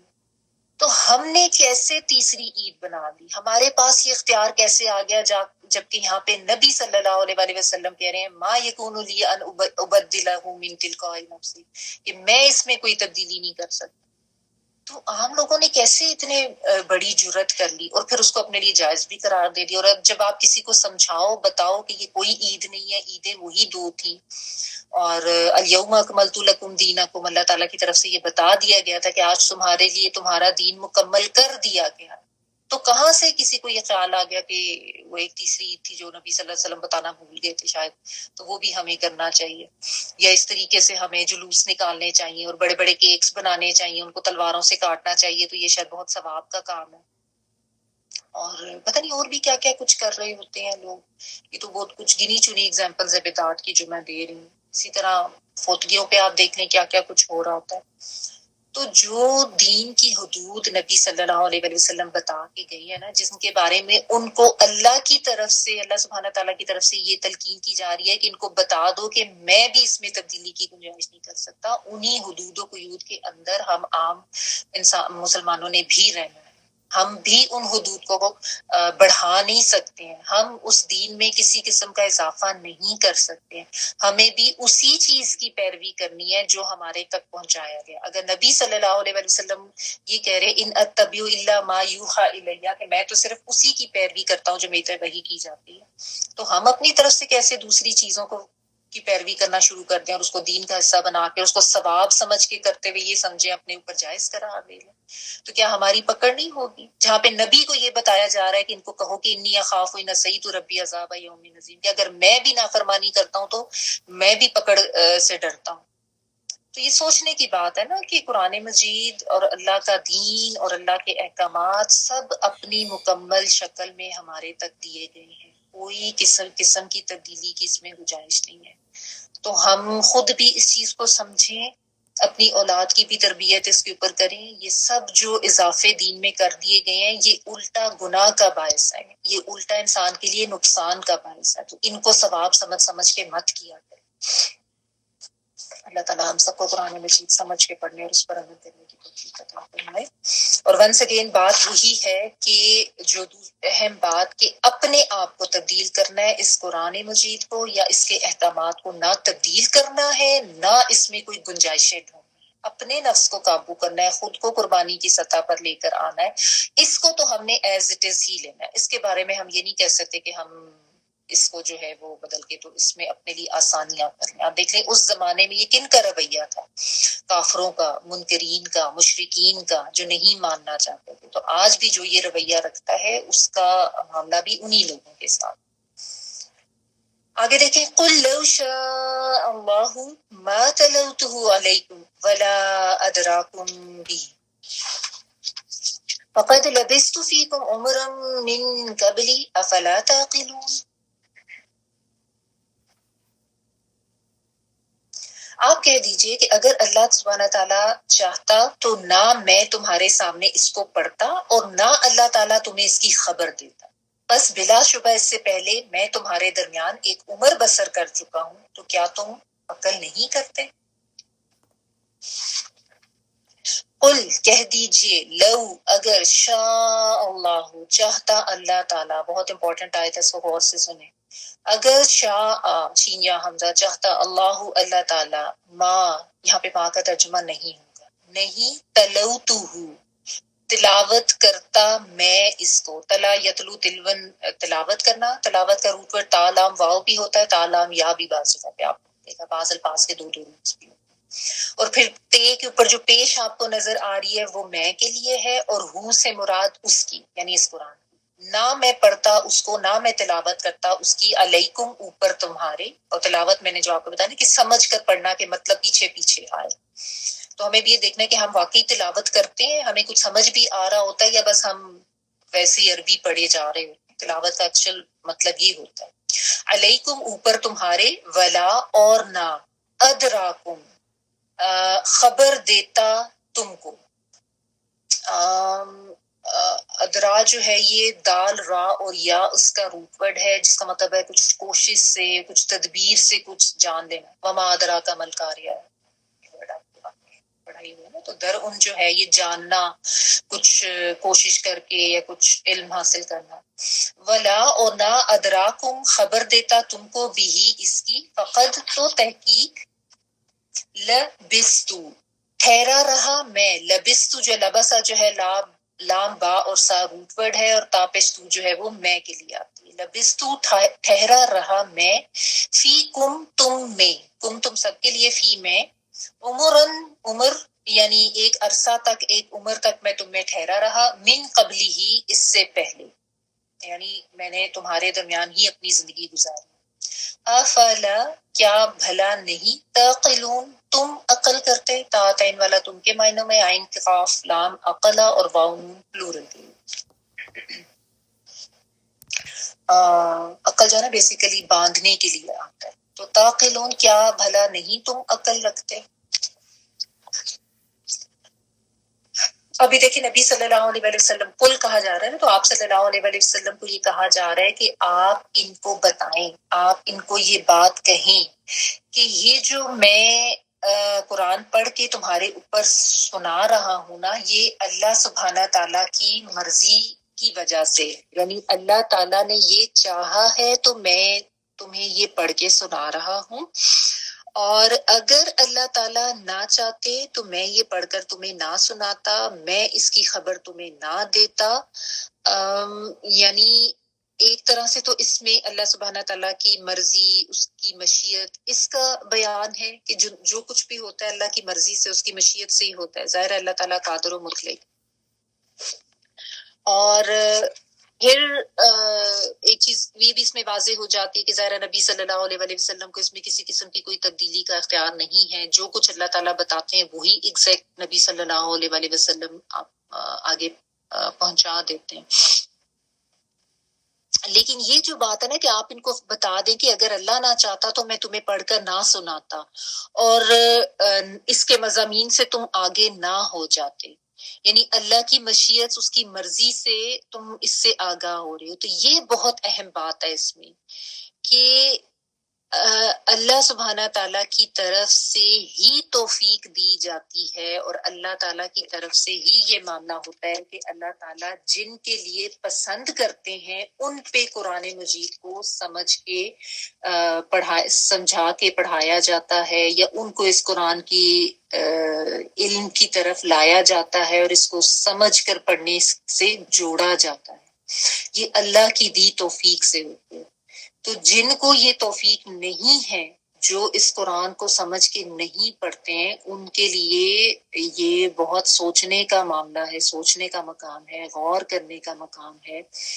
کہ کیوں اللہ کی طرف سے توفیق نہیں ہو رہی. یعنی یہ قرآن کو سمجھ کے پڑھنا یہ اللہ کی خاص رحمت ہے، اس کا خاص فضل ہے، اس کا خاص انعام ہے جو ہر ایک کے لیے نہیں ہوتا.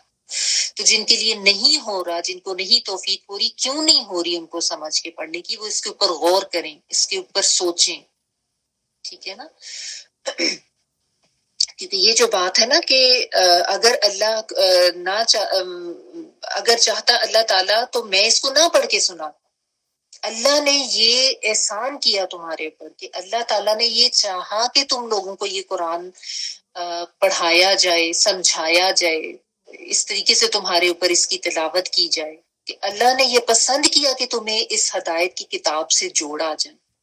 تو اگر یہ نعمت ملی ہے تو پھر اس کی شکر گزاری کرنی چاہیے یا اس نعمت کی ناشکری کرنی چاہیے. تو ہم اپنے رویوں پہ غور کریں کہ اگر ہمیں اللہ تعالیٰ کی طرف سے اس قرآن کو سمجھ کے پڑھنے کا موقع مل گیا ہے تو کیا ہمارا رویہ شکر گزاری کا ہوتا ہے، یا ہم یہ اس کو ایک غیر ضروری چیز ہی سمجھتے ہیں، یا اس کے لیے بالکل جو ہے اپنا ایک لیا دیا سا رویہ رکھتے ہیں کہ جب دل کرے گا تو آگے کلاس میں، جب دل کرے گا تو اٹینڈ کر لیں گے، جب ہمیں وقت مل جائے گا. ہم وقت نکالیں گے نہیں اس کے لیے، اگر وقت مل جائے گا تو ہم اس کو اٹینڈ کر لیں گے. اور اگر ہمیں دوسری چیزیں جو ہیں روز ان کو دیکھنا ہے. دیکھیں زندگی میں مختلف قسم کی ویسے تو معاملات ہوتے رہتے ہیں، ظاہر آپ کی کمٹمنٹس ہو جاتی ہیں، کبھی آپ کو کہیں جانا پڑ جاتا ہے، کبھی آپ کی طرف کوئی آ جاتا ہے، کبھی بیماری ہو جاتی ہے، that is a different thing. میں ویسے عام حالات کے حوالے سے بات کر رہی ہوں کہ بالعموم بالکل سب نارمل زندگی ہوتے ہوئے بھی لوگوں کا بعض کا رویہ یہی ہوتا ہے کہ اچھا چلو وقت ملے گا تو پڑھ لیں گے۔ بالعموم لوگوں کا یہ رویہ ہوتا ہے نا کہ ابھی تو جوانی ہے، ابھی تو ہم اپنی زندگی کے دوسرے بکیڑے کریں، انجوائمنٹ کریں، جب بڑھاپا آئے گا تو یعنی وہ جو ارذل العمر میں جب ہم جائیں گے تو جو یعنی زندگی کا ہمارا جو کمزور حصہ یا کمزور صحت کے ساتھ ہے، اس میں ہم اس کی طرف توجہ دے لیں گے، جو کہ بالعموم عام مسلمانوں کا ہے۔ تو جو وہ خاص صحت مند تندرست اور جوانی کا جو ٹائم ہے زندگی کا، وہ ہم اس دین کے لیے نہیں لیں۔ تو اس میں بھی ہمیں سمجھنا چاہیے اور دیکھنا چاہیے، اور جن کو یہ ہدایت مل گئی، یہ ہدایت اللہ کی طرف سے ہوتی ہے، وہ اس ہدایت کی قدر کریں، وہ اللہ تعالیٰ کی طرف سے ملی اس توفیق کی قدر کریں، اللہ کا شکر ادا کریں، کہ اللہ اگر نہ چاہتا تو اس چیز سے ہم نہ جڑتے، ہمیں اس کی توفیق نہیں ملتی، تو الحمدللہ ثم الحمدللہ اللہ نے چاہا تو اس کلام کی تفصیل ہمارے تک پہنچ گئی، ہمیں اس کو سمجھ کے پڑھنے کی توفیق ہوئی، ٹھیک ہے؟ ورنہ تو نبی صلی اللہ علیہ وآلہ وسلم کے اختیار میں بھی نہیں ہے، کسی انسان کے کرنے سے یہ ہو ہی نہیں سکتا، یہ صرف اللہ کی مرضی سے ہے، ٹھیک ہے؟ پھر ایک جو بہت آپ کہہ لیں کہ اہم دلیل ان کو دی جا رہی ہے، ان کے آپ کہہ لیں کہ اس خیال کی تردید میں، جو کہ ان کو یہ تھا نا کہ نبی صلی اللہ علیہ وآلہ وسلم تو معاذ اللہ خود سے اس کو گھڑ کے لے آئے ہیں، اس قرآن مجید کو، اور اس کو اللہ کی طرف سے منسوب کر رہے ہیں۔ تو اس کے لیے ایک دلیل ان کو یہ دی جا رہی ہے کہ نبی صلی اللہ علیہ وآلہ وسلم کو یہ کہا جا رہا ہے کہ ان کو یہ باور کراؤ، ورنہ یعنی یہ چیز ان کو پتہ تو تھی، لیکن جس طرح ہوتا ہے نا کہ انسان بھولا ہوا ہوتا ہے یا اس کی طرف غور نہیں کر رہا ہوتا ہے، تو ان کو یہ کہا جا رہا ہے کہ ان کو یہ اس طرف یعنی ایک طرح سے منکرین کو اس طرف دھیان دلایا جا رہا ہے کہ دیکھو یہ وہی شخص ہے جو اتنے عرصے تمہارے درمیان موجود تھا، یعنی آپ صلی اللہ علیہ وآلہ وسلم کو نبوت 40 سال میں ملی، اس سے پہلے کی ساری زندگی آپ صلی اللہ علیہ وآلہ وسلم نے ان لوگوں کے درمیان ہی گزاری، تو آپ یعنی اسی شہر میں پیدا ہوئے، ان کے سامنے ہی ان کا بچپن گزرا، جوان ہوئے، اور پھر اس طرح ادھیڑ عمر کو پہنچے، آپ صلی اللہ علیہ وآلہ وسلم کا ملنا جلنا تھا ان لوگوں سے، رہن سہن تھا، وہاں پہ لین دین کے معاملات تھے، تو یعنی ہر قسم کا معاشرتی تعلق تو ان کے ساتھ تھا ان لوگوں سے، اور آپ صلی اللہ علیہ وآلہ وسلم کی زندگی کا کوئی ایسا پہلو نہیں تھا جو ان سے ہڈن تھا، چھپا ہوا تھا، ٹھیک ہے؟ تو اس سے بڑی اور شہادت کیا ہو سکتی تھی؟ آپ کی تو پوری زندگی بالکل سامنے تھی مکہ کے لوگوں کے لیے، ایک ایک شخص جانتا تھا کہ آپ کتنے زیادہ صادق ہیں، کتنے زیادہ امین ہیں، ایسے تو نہیں آ کے آپ کے پاس امانتیں رکھوا جاتے تھے نا، تو یہ بھی سب کو پتا تھا، خود اس چیز کا اقرار کرتے تھے کہ آپ سچے ہیں، راستگو ہیں، با اخلاق ہیں، اور اصول کے پابند ہیں، اور بہت زیادہ امانت دار بھی ہیں، تو یہ ساری چیزیں تمہیں نہیں اب اچانک سے تمہیں بھول گئی ہیں، تم لوگ تو خود گواہیاں دیتے تھے اس انسان کی سچائی کی، صداقت کی، اور اب تم نے اس انسان کو جو ہے وہ معاذ اللہ کاذب یا جھوٹا یا جادوگر یا یہ کہنا شروع کر دیا کہ یہ خود سے لکھ کے لے آتا ہے۔ اور پھر دوسری ایک سب سے بڑی بات یہ بھی تھی کہ آپ صلی اللہ علیہ وآلہ وسلم کے بارے میں سب کو یہ پتا تھا کہ آپ نے کوئی ایسی باقاعدہ تعلیم، کوئی تربیت حاصل نہیں کی ہوئی، نہ کسی کی کوئی ایسی کوئی ساتھ کوئی صحبت کسی کی پائی تھی جس سے آپ کو پڑھنا لکھنا آتا ہو، یا آپ کو اس طرح کی کوئی معلومات حاصل ہو جاتی ہیں، آپ تو وہیں پہ رہتے تھے، ٹھیک ہے؟ تو اچانک سے نبی صلی اللہ علیہ وآلہ وسلم کیسے اس طرح کا اتنا فصیح و بلیغ کلام جو ہے وہ پڑھ کے سنانے لگے ہیں، یعنی اس طرف بھی تمہیں عقل نہیں آتی، اس کے اوپر سوچ کے بھی تمہیں ذرا سا یہ خیال نہیں آتا کہ یہ واقعی اللہ تعالیٰ کی طرف سے خاص انعام ہے، اور اللہ تعالیٰ کی طرف سے یہ خاص وحی ہے، ٹھیک ہے؟ یعنی ایک تو یہ کہ ساری زندگی میں کوئی بھی ایسی تم مثال نہیں دے سکتے جس میں تمہیں نبی صلی اللہ علیہ وآلہ وسلم کے اوپر کوئی الزام لگانے کی کوئی وجہ مل سکے، یا ان کو جھوٹا ثابت کرنے کی کوئی وجہ مل سکے، اور پھر تمہیں یہ بھی اچھی طرح سے پتہ ہے کہ وہ تو امی تھے، وہ تو پڑھنا لکھنا جانتے ہی نہیں، ٹھیک ہے؟ تو یہ اس بات کا واضح ثبوت ہے کہ آپ صلی اللہ علیہ وآلہ وسلم نے اس کو خود سے نہیں لکھا ہے، نہ یہ آپ نے خود سے سوچ کے تو اس کے بارے میں بات چیت کر لی ہے، اور نہ یہ کہ کہیں سے جیسا کہتے کوئی کہتا تھا کہ کوئی کسی غلام سے کوئی کہانیاں سن کے آ جاتے ہیں، یا کہتے تھے معاذ اللہ کہ کوئی جن آ کے لکھوا جاتا ہے، تو جس کی ساری زندگی تمہارے سامنے کھلی کتاب ہے، اس کے بارے میں اچانک سے تم لوگوں نے یہ فیصلہ کر لیا اور یہ سوچنا شروع کر دیا، تو تم لوگوں کو عقل نہیں آتی؟ یہ جو ان کو کہا جا رہا ہے نا کہ کیا تم عقل نہیں کرتے، افلا تعقلون، یعنی کس قدر بے وقوفانہ باتیں ہیں نا۔ تو یہ ان کی جو ہے نا عقل کو جھنجھوڑا جا رہا ہے، کیونکہ دیکھیں نا، آپ اپنے آپ کو بھی اس کے اوپر رکھ کے سوچیں کہ جب کوئی انسان جو ہمارے آس پاس کا ہو، چلے ہمارا رشتہ دار نہ بھی ہو، ہمارے خاندان کا ہو، ہمیں پتہ ہے جیسا ہوتا ہے نا، ایک گلی محلے میں لوگ زندگی گزار رہے ہوتے ہیں تو ان کو پتہ ہوتا ہے کسی انسان کے بارے میں کہ اس کے انٹرسٹ کیا ہے، اس کا ایپٹیٹیوڈ کتنا ہے، کتنا پڑھا لکھا ہے، کس طرح کی بات چیت ہے، اور عام لوگوں والی گفتگو کرتا ہے یا بہت زیادہ انٹلیکچوئلز والی گفتگو کر سکتا ہے۔ تو یہ تو ہمیں بھی پتہ ہوتا ہے جن کے ساتھ زندگی گزری ہو۔ آپ اپنے خاندان کے لوگوں کو دیکھ لیں یا اپنے کوئی زیادہ پرانے کوئی محلے کے لوگوں کو دیکھ لیں، جسٹ گیونگ این ایگزامپل، کہ اس سے بھی اندازہ ہو سکتا ہے کہ ہمیں پتہ چل جاتا ہے کہ کوئی کس طرح کی بات کر سکتا ہے یا کس طرح کی بات نہیں کر سکتا، ٹھیک ہے۔ اور پھر یہ تو ایسا کلام تھا کہ جس کو سن کے ان کو خود بھی یہ سمجھ آتی تھی کہ اس طرح یا اس پائے کا کلام تو کوئی عرب کا انسان لکھ ہی نہیں سکتا، اس طرح کے کا کلام، یہ تو یہ خود بھی مانتے تھے اور اس سے امپریس بھی ہوتے تھے، ٹھیک ہے۔ لیکن بس اس چیز کو ظاہر ہے ایک ضد اور ہٹ درمی میں آ کے اس کا انکار وہ کرتے تھے۔ تو یہ ساری چیزیں کہ آپ صلی اللہ علیہ وآلہ وسلم کے اخلاق، آپ کی سیرت، اس میں کوئی ایسا جھوٹ، فریب، مکاری، کوئی دھوکہ، اس طرح کا بھی کوئی شائبہ نہیں تھا۔ آپ صلی اللہ علیہ وآلہ وسلم کا ایک خاص مقام تھا معاشرے میں، ٹھیک ہے نا۔ تو مطلب سچے، قابل اعتماد، امین انسان، تو ان کے بارے میں اچانک سے جب اس شخص نے تمہیں جو ہے وہ یہ کہنا شروع کیا کہ توحید کی طرف آؤ اور یہ اپنے ساری زندگی کے معاملات چینج کرو، تو اس پہ تم لوگوں نے جو ہے وہ اس قسم کی باتیں اور اس قسم کے الزامات ان کو لگانے شروع کر دی ہیں۔ تو یعنی تم لوگ عقل نہیں کرتے ہو، تم لوگ بس وہی بات ہے کہ خواہشات کے بندے بنے ہوئے۔ اور یہ بہت سے لوگوں کا آج یہی معاملہ ہے کہ خواہشات پر چلتے ہوئے عقل کو بالکل بالائے طاق رکھ دیں گے، یعنی جہاں پہ بس اپنا نفس آ گیا، جہاں پہ اپنی مرضی، اپنی خواہشات آئی نا، وہاں پہ عقل کو پیچھے چھوڑ دیا۔ آج آپ دیکھیں فیشن کے معاملے میں ہمارے یہاں کیا ہو رہا ہے، خواتین بھی اور مرد بھی، لڑکیاں بھی لڑکے بھی، بس جہاں پہ فیشن کی بات آ گئی وہاں پہ ہم نے یہ نہیں دیکھنا، عقل کو استعمال نہیں کرنا کہ یہ شرعی حدود و قیود کے اندر ہے یا نہیں ہے، یا یہ کوئی سوٹ بھی کر رہا ہے یا نہیں کر رہا، یا ایون موسم کے مطابق بھی ہے یا نہیں ہے۔ بس ہمیں چونکہ فیشن کرنا ہے تو ہم نے دیگر جو تقاضے ان کو نہیں دھیان رکھنا، یعنی ہم لوگوں میں سے نا ایک وہ بھیڑ چال آ گئی ہوئی ہے، اور وہ ایک سٹیٹس سمبل اتنا زیادہ لوگوں نے بنا لیا ہوا ہے کہ وہ بس ہم نے وہ کرنا ہے جو دوسرے لوگ کر لے ہیں، چاہے وہ کرنے کے قابل ہم ہیں یا نہیں، چاہے وہ اللہ کی بتائی شرعی حدود کے اندر ہے یا نہیں، اور چاہے ہم اس کو کرنے کے قابل بھی ہیں یا نہیں، یعنی وہ تو یہ بے عقلی کی نشانی ہے نا، اندھی تکلیف جس کو کہتے ہیں،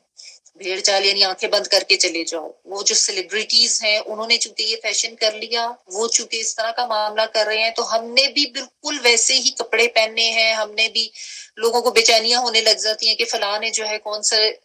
فلاں سے سیلیبریٹی اس نے فلاں ڈیزائنر ویئر پہنا تھا، تو اب ہمیں وہ کہاں سے مل سکتا ہے،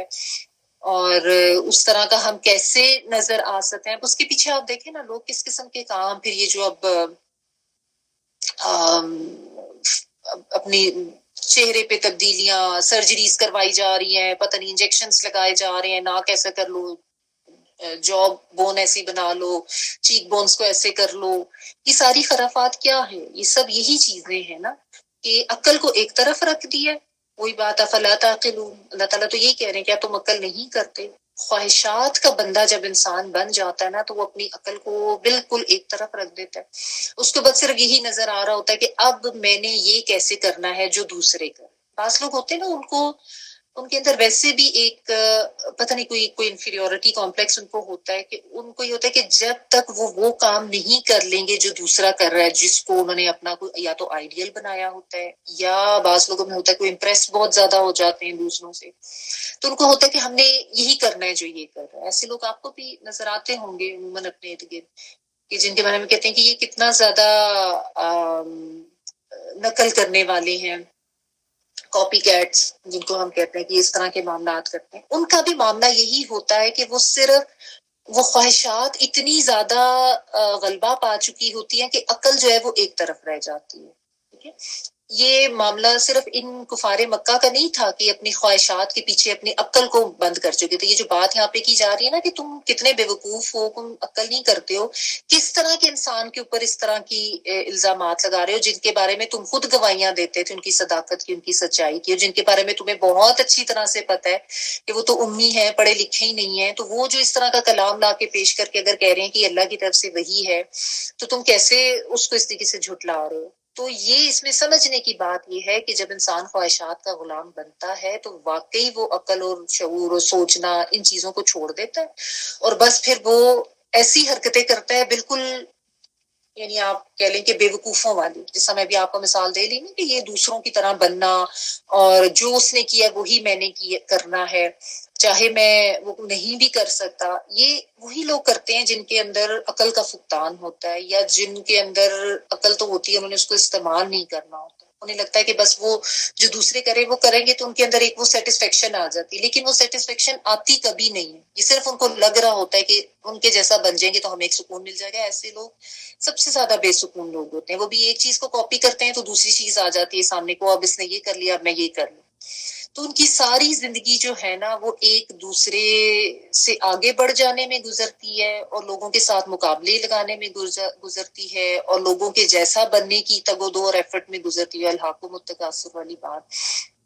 غرق رہتے ہیں، مگن رہتے ہیں ساری زندگی اسی میں، اپنے آپ کو ضائع کیے رہتے ہیں، ساری اپنی انرجیز اسی میں ہی گنوا رہے ہوتے ہیں کہ میں اس جیسے کپڑے بنا لوں، اس جیسا بن جاؤں، اس جیسی چیزیں کر لوں، جو وہ کر رہا ہے وہی میں کر لوں، فلاں اپنے گھر میں یہ لے کر آیا میں بھی اپنے گھر میں یہی لے آؤں، اس نے ایسے کپڑے پہن لیے میں ایسے یہ مطلب اللہ تعالیٰ معاف کرے، یہ بھی شاید ایک طرح سے اللہ تعالیٰ کی طرف سے کوئی معاملہ ایسا ان کے لیے کر دیا جاتا ہے کہ ان کو پھر اسی میں غرق کر دیا جاتا ہے. وہ انہی سوچوں میں گم رہو، اسی میں پڑے رہو، حسد، جیلسی، مقابلے بازی، اور یہ سارے معاملات اسی میں آ جاتے ہیں. عقل کو ایک طرف رکھ دیا اور بس وہ اپنی خواہشات کا بندہ بن گیا. تو اس میں بھی اپنے آپ کو جو ہے نا بہت زیادہ چیک کرنے کی بھی ضرورت ہے، اور اپنے اوپر غور کرنے کی ضرورت ہے کہ کیا ہمارا بھی تو معاملہ اس طرح کا نہیں ہے کہ ہم نے بھی عقل کو ایک طرف رکھ کے اور دوسروں کے پیچھے دوڑنا شروع کیا. اندھی تکلیف. ٹھیک ہے، اچھا. اور آج کل تو اللہ تعالیٰ معاف کرے، یہ جو سوشل میڈیا کا دور ہو گیا ہے نا، اس میں تو یہی معاملہ ہو رہا ہے فلا تعقلون والا. اس کو تو آپ جہاں جہاں دیکھیں نا اپلائی کر سکتے ہیں. جو آج کل اس سوشل میڈیا نے لوگوں کو پاگل کر دیا، واقعی ایسے لگتا ہے کہ عقل جو ہے نا اس کو بند کر کے کہیں رکھتی ہے، اور سب کچھ جو ہے بس ہم نے وہ کرنا ہے صرف اس وجہ سے کہ فلاں جو ہے وہ اپنی ویڈیوز بنا بنا کے ڈال رہا ہے، بغیر یہ دیکھے کہ وہ صحیح کر رہا ہے یا نہیں کر رہا، بغیر اس کے اوپر کوئی غور کیے. دیکھیں اللہ تعالیٰ نے بیسک عقل و شعور تو سب کو دیا ہے نا، سب کو پتا ہے کہ کیا صحیح ہے کیا غلط ہے، اور ہم تو مسلمان ہیں، ہمیں تو بہت اچھی تعلیمات اللہ تعالیٰ نے دی. ابھی جو آج کل جو لوگوں نے ایک اپنا وہ ایک ٹرینڈ شروع ہو گیا ہے کہ اپنی گھر کی ویڈیوز بنا بنا کے لاؤنج میں بیٹھے ہوئے ہیں، میرے پیرنٹس یہ کر رہے ہیں تو ہم کچن میں یہ کر رہے ہیں، تو ہم فلاں شادی پہ تیار ہو کے جا رہے ہیں تو میں نے ایسے کپڑے پہنے، تو میں نے ایسے. مطلب واقعی دیکھ کے سمجھ نہیں آتی، انسان یہ سوچتا رہتا ہے کہ ان کی عقلیں کہاں رہ گئی. آپ نے اپنی پرائیویسی بالکل ختم کر دی ہے، آپ نے بالکل اپنے گھر کو جو ہے وہ یعنی گھر کی چار دیواری آپ سمجھے کہ آپ نے توڑ دی ہے، اور اپنے خاندان کو لا کے چوراہے پہ رکھ دیا ہوا ہے، اور سڑک پہ کھڑے ہوتے ہیں آپ صبح سے لے کے رات تک. ہر آنے والا دیکھے کہ آپ کیا کر رہے ہیں، آپ کچن میں ہیں تو کیا کر رہے ہیں، آپ لاؤنج میں ہیں تو کیا کر رہے ہیں، آپ کہیں پہ جا رہے ہیں تو آپ کیا کر رہے ہیں، وہاں جا کے آپ کیا کر رہے ہیں، آپ تیار کیسے ہو رہے ہیں. یہ تو بہت سے واقعی ایسے اتنی حیرت ہوتی ہے بعضوں، اور وہ اتنے مخبوط الحواس ہو چکے ہیں، یعنی باقی ایسے لگتا ہے جیسے شیطان نے کچھ اس طریقے کا قابو کر لیا ہوا ہے. مجھے تو سمجھ نہیں آتی، وہ ہر وقت بس ان کا پتہ نہیں بازو نہیں تھک جاتا کہ وہ کیمرہ ہاتھ میں پکڑا ہوا ہے، اور وہ ابھی اس کی مووی بنا، ابھی اپنی مووی بنا، ہر کام کرتے ہوئے آپ کا بازو ایسے ہی ہے اور ہر وقت ویڈیوز بن رہی ہے. تو یہ افلا تعقلون والی بات آتی ہے نا پھر فٹ اس پہ کہ مطلب میں اس سے ہٹ کے تھوڑی سی ایک بات کر رہی ہوں. ٹھیک ہے، یہ تو نبی صلی اللہ علیہ وسلم کی زندگی کے حوالے سے ان کو سمجھایا جا رہا تھا، لیکن جو میں یہ بات کر رہی ہوں نا کہ خواہشات کا بندہ بن کے انسان عقل کو کیسے چھوڑ دیتا ہے، اس کی مثالیں اگر ہم اپنے ارد گرد دیکھنا شروع کریں نا تو اتنی مثالیں آپ کو سوشل میڈیا پہ مل جائیں گی کہ حیرت ہوتی ہے. اور اتنی یہ یلغار ہے نا، اور اس سے اس طرح اپنے سمجھ نہیں آتی کہ اپنی اولادوں کو کس طریقے سے آپ روکیں. صرف یہ قرآن جو ہے اور اس سے جڑنا اور اس کی تعلیمات اور یہ والی ہدایات یہی پابندیاں لگا سکتی ہیں، اور یہی وہ فہم و شعور دے سکتی ہیں انسان کو کہ یہ کام نہیں کرنا، یہ بے عقلوں کا کام ہے. اور اس طریقے سے اپنا آپ سارا کچھ ایکسپوز کر دینا، اور سارا وقت مطلب ایک ذہنی بیماری، میں تو اس کو کہوں گی ایک مرض ہے ایسے لوگوں کو جن کو ہر وقت یہ فکر ہوتی ہے اب ہم نے کیا نیا کنٹینٹ بنا کے جو ہے وہ سوشل میڈیا پہ ڈالنا ہے، اب ہم کیا ایسا، یا پھر اکثر لوگ بھی ہوتا ہے کہ کچھ ایسا مختلف کریں، کوئی ایسی ڈفرنٹ چیز بنا کے یا ایسا کوئی معاملہ کر کے لوگوں کو دکھائیں کہ وہ سارے کہ وہ بڑے اس کو لائکس مل جائیں اور بڑی اس پہ جو ہے وہ ویوز آ جائیں. مجھے تو لگتا ہے پتہ نہیں رات کو سوتے بھی ان کو یہی سوچیں چل رہی ہوں گی یا بس صبح کیا کنٹینٹ بنا کے. دیکھیں اگر تو کوئی ایجوکیشنل چیز بھی تو آپ کر سکتے ہیں نا، کوئی کسی کو کچھ سکھانا، کوئی تعلیم دینا، کوئی اپنا ہنر ہے آپ کے پاس، آپ اس کو لوگوں کے ساتھ شیئر کریں، وہ تو چلے ٹھیک ہے. بلا وجہ صرف پیسہ کمانے کی دھن، صرف آپ کے بینک میں جو ہے وہ مفتے کے پیسے آ جائیں، اور اس کے پیچھے پھر ایسی وہ فحاشی کا بھی لوگ شکار ہیں، اور پھر اس میں غلط قسم کی فاؤل لینگویجز جو ہیں وہ بھی استعمال کر رہے ہیں، ساری اپنی حدودوں کو یوں چھوڑ کے، کوئی شرم حیا نہیں، کوئی پردہ نہیں اپنے گھر کا. تو اس کے اوپر سوچنا چاہیے، اور اپنی اولادوں کو ہمیں ٹرین کرنا ہے نا، ہمیں ان کو یہ سوچ دینا ہی. دعوانا الحمدللہ رب العالمین. یہاں تک تلاوت اس کی سن لیتے، باقی انشاءاللہ تعالی اللہ کے حکم سے ہم کل کنٹینیو کریں گے. جی پلیز تلاوت پلے کریں. ثم جعلناكم خلائف في الأرض من بعدهم لننظر كيف تعملون.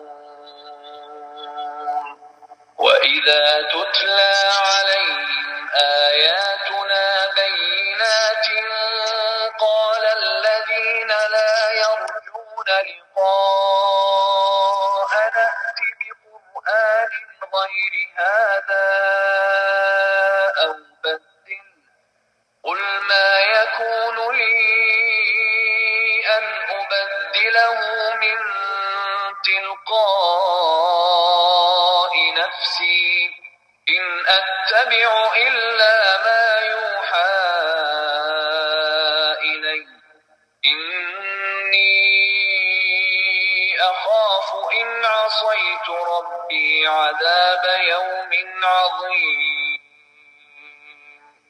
قل لو شاء الله ما تلوته عليكم ولا أدراكم به فقد لبثت فيكم عمرا من قبله أفلا تعقلون. سبحانك اللهم وبحمدك نشهد أن لا إله إلا أنت نستغفرك ونتوب إليك. سبحان ربك رب العزة عما يصفون وسلام على المرسلين والحمد لله رب العالمين. بارك الله لي ولكم في القرآن العظيم ونفعني وإياكم بالآيات وذكر الحكيم. دعا کر لیجیے.